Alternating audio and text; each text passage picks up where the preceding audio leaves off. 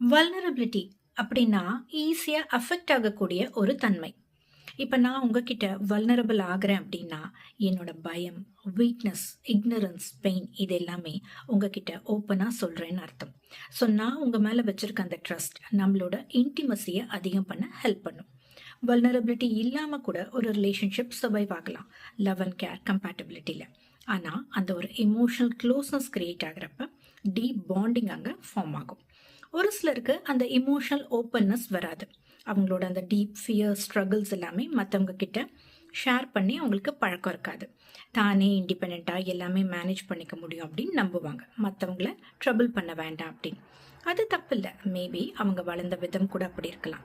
ஆனால் சம்டைம்ஸ் அவங்களோட பார்ட்னருக்கு அது எப்படி ஃபீல் ஆகலாம் அப்படின்னா, இவங்க ஏன் என்கிட்ட எதுவுமே ஓப்பன் அப் பண்ணவே மாட்டேங்கிறாங்க, ஒருவேளை அவங்களுக்கு என் மேலே ட்ரஸ்ட் இல்லையோ, என்னையே வந்துட்டு கிட்ட நெருங்க விட மாட்டேங்கிறாங்க, தனியாகவே கஷ்டப்படுறாங்க, என்னை ஹெல்ப் பண்ணவே விட மாட்டேங்கிறாங்களேன்னு அவங்களுக்கு அது கஷ்டமாக இருக்கலாம்.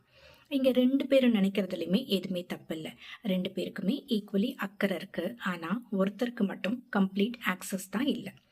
ஸோ அந்த ஆக்சஸ் கொடுக்க பழகிட்டா அந்த ரிலேஷன்ஷிப்பில் இன்னும் கூட க்ளோஸ்னஸ் அதிகமாகும்னு அவங்களும் புரிஞ்சுக்கணும்.